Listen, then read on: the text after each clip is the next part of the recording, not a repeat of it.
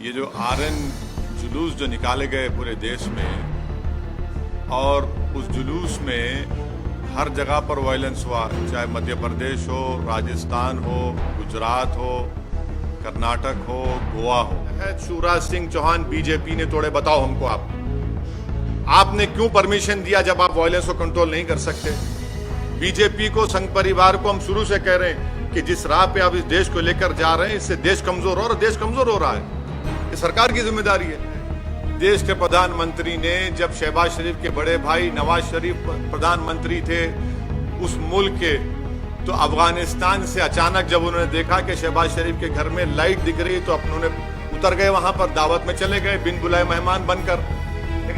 प्रधानमंत्री चीन का नाम लेने से डरते हैं। प्रधानमंत्री, देश के प्रधानमंत्री ने खुद मुबारकबाद और मीठे मीठे अल्फाजों में शहबाज शरीफ के प्रधानमंत्री बनने पर उनको मुबारकबाद दी है। संघ परिवार के लोग इस देश में लो इंटेंसिटी वायलेंस करने के लोग मास्टरी हासिल कर चुके हैं। कैसे कोई जुलूस के दौरान में मस्जिद के ऊपर झंडा लगा सकता है? पुलिस क्यों खामोश बैठी थी? क्या हम नहीं देख रहे कि आप हिजाब शुरू होता, कभी गोश्त शुरू होता, कभी दिल्ली का राइट होता, कभी मॉब लिंचिंग होती? क्या हो रहा है फिर?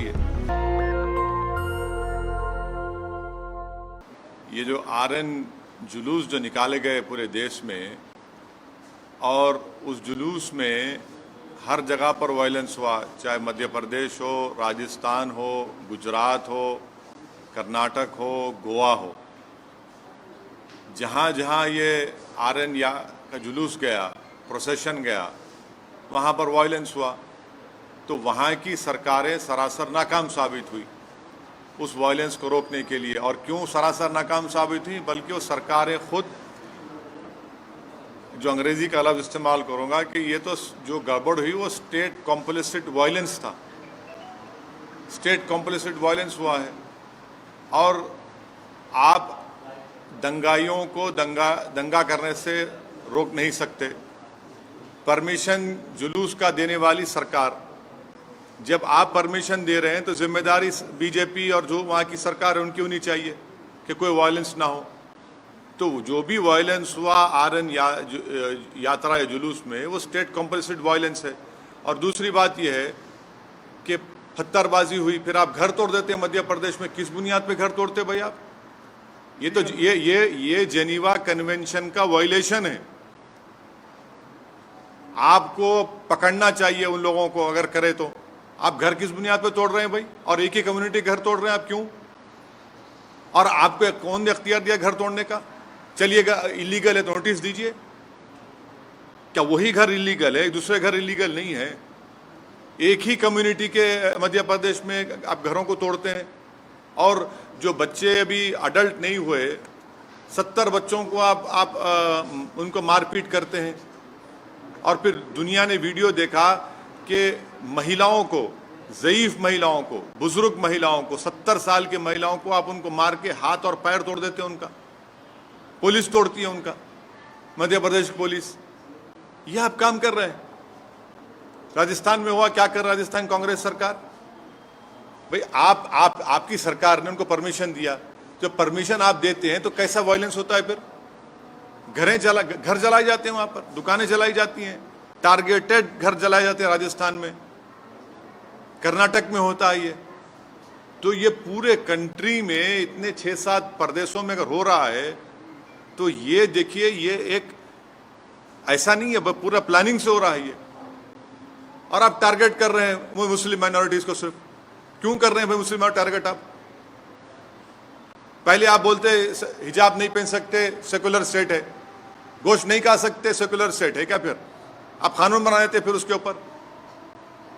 कहां पे रुकेगा बात? ये mob lynching, state sponsored violence, अब स्टेट कॉम्प्लिसिट वायलेंस। और संघ परिवार लो इंटेंसिटी वायलेंस कर रही पूरे देश में। ये परफेक्ट कर चुके हैं अपनी चीज को। लो इंटेंसिटी वायलेंस करते हैं, यहां करो, वहां करो, इधर करो। सरकार की जिम्मेदारी बताइए? सरकार की जिम्मेदारी है नहीं है। आप सो रहे थे, कैसा दंगा होने दिया आपने? कितने पुलिस वालों को सस्पेंड किया आपने? कितने आईपीएस अफसरों को सस्पेंड किया आपने? इससे बात साबित हो रही कि आपकी पूरी रजामंदी से, जिसको हमने कहा अंग्रेजी का लफ्ज स्टेट कॉम्प्लिसिट वायलेंस है, बिहार में होता है, हमारे खिलाफ बातें करते हैं, बकवास करते हैं। कैसे मस्जिद के ऊपर जाकर झंडा लगाते हैं भाई, आप बताइए, कैसे लगाते हैं कोई भी? इसका जिम्मेदार कौन है? मैं हूं जिम्मेदार उसका। तो ये सब चीजें हो रही हैं।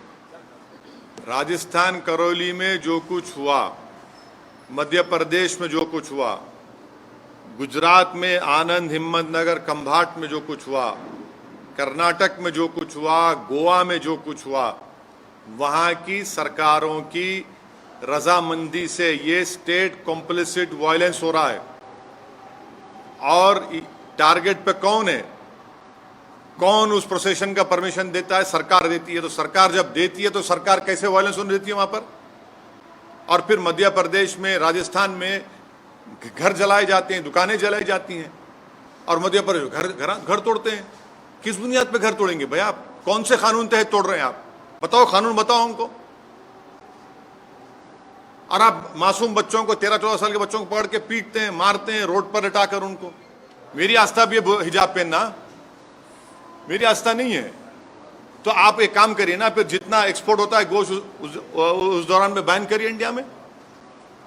मैंने गोश्त का एक्सपोर्ट आप बैन नहीं करेंगे क्योंकि आपको डॉलर मिलते हैं, और वो जो मासूम बेचारा जो दिन में 100 रुपये 200 रुपये कमाता, उसके कारोबार को आप लगाते हैं। आस्था की बुनियाद पर देश चलेगा या संविधान के ऊपर चलेगा? बता दीजिए आप।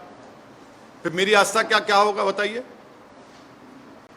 मेरी आस्था भी है, रमजान है, फिर शराब की दुकानें क्यों खुली पड़ी हुई है? क्या देश संविधान से चलेगा या आस्था पे चलेगा आप? यानी आपकी आस्था सबसे इंपॉर्टेंट है और दूसरों की आस्था क्या है, भाड़ में जाए। आपने हिजाब की बात की तो कहा नहीं भाई यूनिफॉर्म है, फिर यहां पर यूनिवर्सिटी में क्या गोश्त खाना क्या आस्था आ गया? कहां से देश कौन सी राह पे जा रहा है? बीजेपी को, संघ परिवार को हम शुरू से कह रहे हैं कि जिस राह पे आप इस देश को लेकर जा रहे हैं, इससे देश कमजोर हो, और देश कमजोर हो रहा है। ये सरकार की जिम्मेदारी है। आपको हम बोलेंगे किताब पढ़ो, we our nationhood defined, bunch of thoughts. ये 2 किताबें आप पढ़ लो, जिसमें आरएसएस के उस वक्त के सर संचालक खुद कह रहे हैं कि जब जुलूस निकलता था तो मैं बाजा बजाता था बोल के। प्रधानमंत्री ने उनको मुबारकबाद दी है और कहा कि भाई इस खित्ते के अमन के लिए हमको अमन को बरकरार रखना चाहिए, टेररिज्म खत्म करना चाहिए। अब देश के प्रधानमंत्री मुबारकबाद दे रहे हैं तो ओवैसी से क्यों सवाल किया जा रहा है? आप कश्मीर से हमसे सवाल क्यों करते हैं? प्रधानमंत्री से भी करिए। देश के प्रधानमंत्री ने शहबाज शरीफ को मुबारकबाद दी है। देश के प्रधानमंत्री ने, जब शहबाज शरीफ के बड़े भाई नवाज शरीफ प्रधानमंत्री थे उस मुल्क के, तो अफगानिस्तान से अचानक जब उन्होंने देखा कि शहबाज शरीफ के घर में लाइट दिख रही तो उन्होंने उतर गए, वहां पर दावत में चले गए बिन बुलाए मेहमान बनकर। हैं, हमको क्यों बोल रहे हैं? फिर उसके बाद पठानकोट हुआ। प्रधानमंत्री चीन का नाम लेने से डरते हैं। प्रधानमंत्री वो इलाकों में जहां पर आज हम पेट्रोलिंग नहीं कर सकते, उन हिस्सों में जो भारत का हिस्सा, पे चीन बैठा हुआ है। डेप्सांग में क्या हो रहा है, हॉट स्प्रिंग में क्या हो रहा है, डेमचौक में क्या हो रहा है, प्रधानमंत्री बोलते ही नहीं है। और मैं प्रधानमंत्री से कह रहा हूं कि हम इनकी खामोशी से ऐसा लग रहा है कि कहीं सियाचिन हमारे हाथ से चीन ना छीन ले। ये खतरा है देश के लिए। जब देश के प्रधानमंत्री चीन पर नहीं बोलकर शहबाज शरीफ को मुबारकबाद देते हैं तो ये सवाल देश के प्रधानमंत्री से पूछा जाना चाहिए, असदुद्दीन ओवैसी से नहीं। मैं देश का प्रधानमंत्री नहीं हूं। देश के प्रधानमंत्री ने खुद मुबारकबाद और मीठे मीठे अल्फाजों में शहबाज शरीफ के प्रधानमंत्री बनने पर उनको मुबारकबाद दी है। कौन से कानून के तहत आप बुलडोजर चला रहे हैं बताइए? इलीगल कब्जा था तो आप नोटिस क्यों नहीं देते? क्या इलीगल कब्जा सिर्फ मुसलमानों का है, दूसरे लोगों का इलीगल कब्जा नहीं है? बड़े बड़े जो बिल्डिंग खड़ी हुई हैं, चाहे किसी भी हो, उसका नहीं है। अगर आप इलीगल है तो आप नोटिस दो उनको या रेगुलाइज करो उनको। एक गरीब का टीन का शेड तोड़कर आपको कौन सी खुशी मिल रही है? ये तो सैडिस्टिक प्लेजर ले रहे हैं आप इन चीजों को कर आप मॉब रूल कर रहे हैं आप। हाँ, और बिहार में मुजफ्फरनगर में वहां पर मस्जिद के ऊपर झंडा लगाना, बिल्कुल कौन रहते फिर वो लोग? कौन है? संघ परिवार। देखिए वो संघ परिवार के लोग हैं नहीं है, संघ परिवार के लोग इस देश में लो इंटेंसिटी वायलेंस करने के लोग मास्टरी हासिल कर चुके हैं। कैसे कोई जुलूस के दौरान में मस्जिद के ऊपर झंडा लगा सकता है? पुलिस क्यों खामोश बैठी थी? क्या हम नहीं देख रहे कि आप हिजाब शुरू होता, कभी गोश्त शुरू होता, कभी दिल्ली का राइट होता, कभी मॉब लिंचिंग होती है? क्या हो रहा है फिर ये? अगर आप किसी का भी घर तोड़ रहे हैं बगैर नोटिस दिए तो वो नंबर 1 एक कलेक्टिव पनिशमेंट है कम्युनिटी के खिलाफ। सेकेंडली, अगर वो इलीगल तरीके से बनाया गया तो नोटिस देने का ये प्रिंसिपल्स ऑफ नेचुरल जस्टिस के खिलाफ है कि बगैर नोटिस दिए उसको तोड़ रहे हैं। थर्डली, आप वायलेंस को रोकते नहीं है, आपकी नाक के नीचे वायलेंस होता है और उसके बाद आप ये सब तमाशे करते हैं। तो ये घर को तोड़ना कौन से कानून के तोड़ रहे हैं घर बताइए आप? नहीं, मैं दूसरा नहीं, मैं आपको कानून की संविधान की बात कर रहा हूं। आप कौन से कानून के घर को तोड़ रहे हैं बताइए हमको, बगैर नोटिस दिए आप? ये तो जेनीवा कन्वेंशन के खिलाफ है। मध्य प्रदेश में आप जो आरएन प्रोसेशन में जो वायलेंस हुआ उसी पर स्टिक करिए।